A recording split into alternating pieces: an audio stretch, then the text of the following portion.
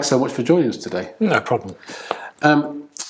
Now, we're going to share your story throughout this interview, and having heard the story, I feel it's a really important story to share. Yeah. I'm really excited to obviously share that with our audience today. Definitely. Now, clearly we're filming you in semi-darkness.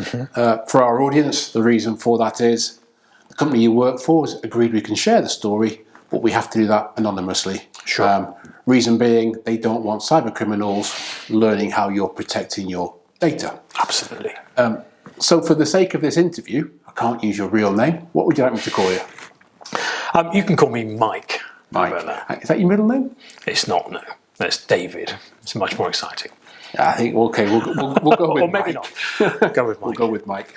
So, what are you looking to personally achieve from sharing this story with our Control24 audience? Okay, well, I'm really passionate about businesses becoming more open with their data recovery solutions.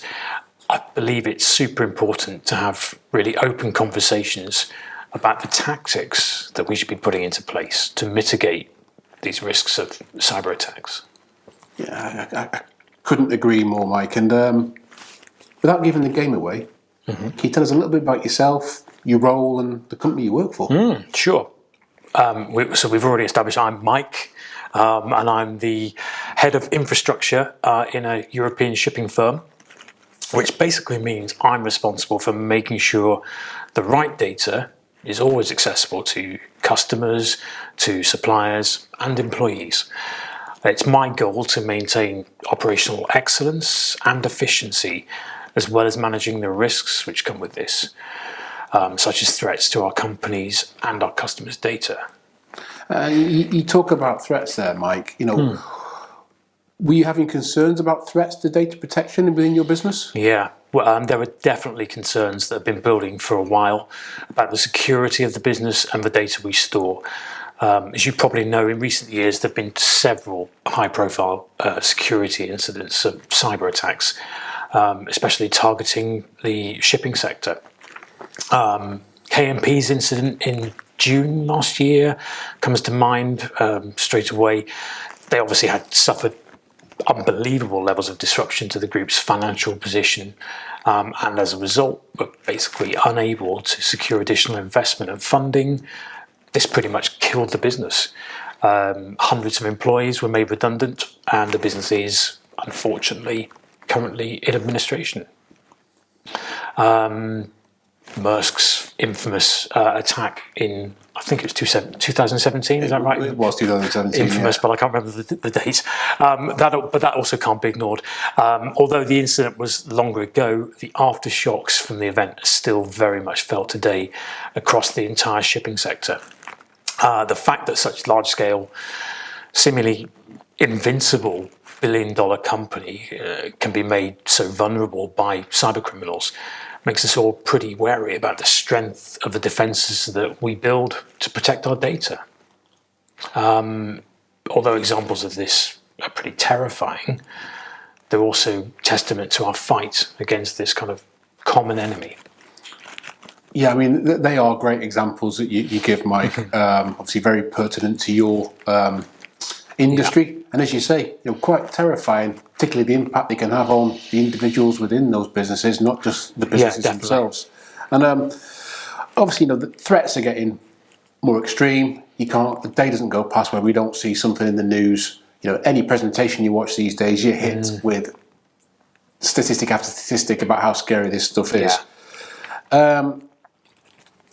What is it about companies, particularly obviously shipping companies, that makes you such a vulnerable target, in your opinion? Well, I think we've always been vulnerable as a sector, simply by the nature of what we do in transportation and shipping, as well as the sensitive information that we hold. We've been especially vulnerable since COVID-19, the pandemic, where investment was particularly focused on digitally enabled platforms which will optimize transportation efficiency. So the efficiency was definitely achieved more than ever before, but with the good always kind of comes the bad, and we've been left with an increased risk of cyber attacks. Honestly, although cybercrime is on the rise in shipping, it's pretty much a threat for any company dealing with large quantities of customer data.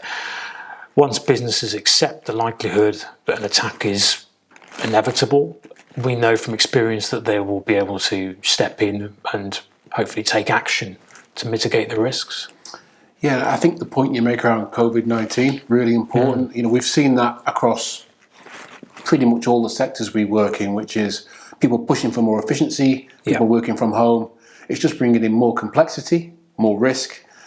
And clearly, most of these businesses now are being asked to do a lot more with a lot less. Which obviously, what you explained there, you've got more platforms to manage, more digitization, less resource to do so. So what is it you were looking for from a solution or solutions to help you? Well, I think the first step was to really understand the scale of the challenge that we had ahead of us. We wanted to find out the implications of how a potential cyber attack would impact our business. To do this, the board employed audits, which touched pretty much all areas of the business. But there was a particular focus on storage and infrastructure. These audits ended up uncovering issues surrounding our inability to prove the effectiveness of our data recovery plans. This was treated as an absolute priority. There's also, this is also really where Predatar kind of came in for us.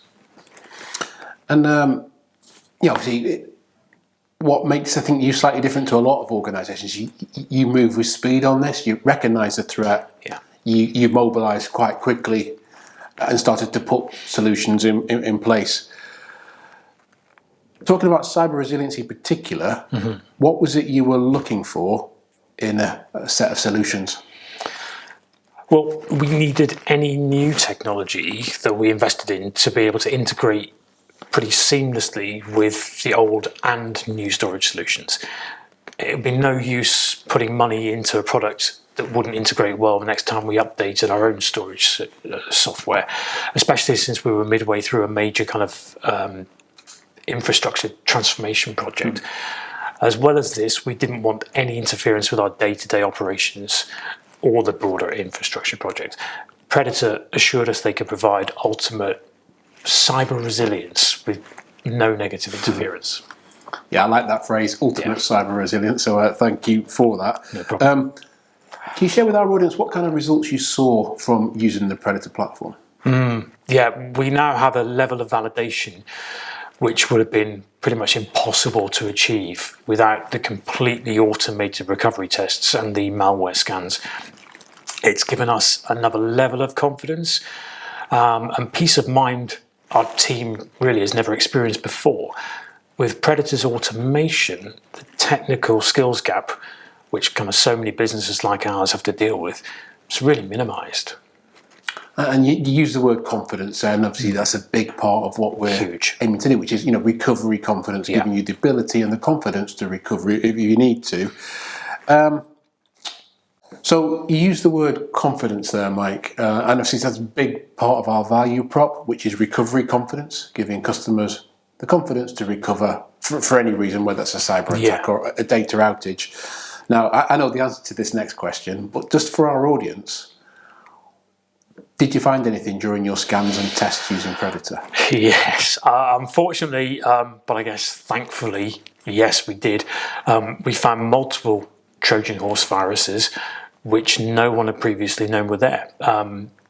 They were uncovered across all our storage environments in about 11 days. They've been replicated numerous times within our backups and, quite shockingly, been there for over 3 months without anyone knowing.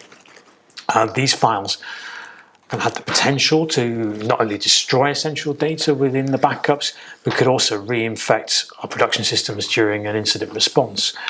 So that's a pretty terrifying, but I guess real idea.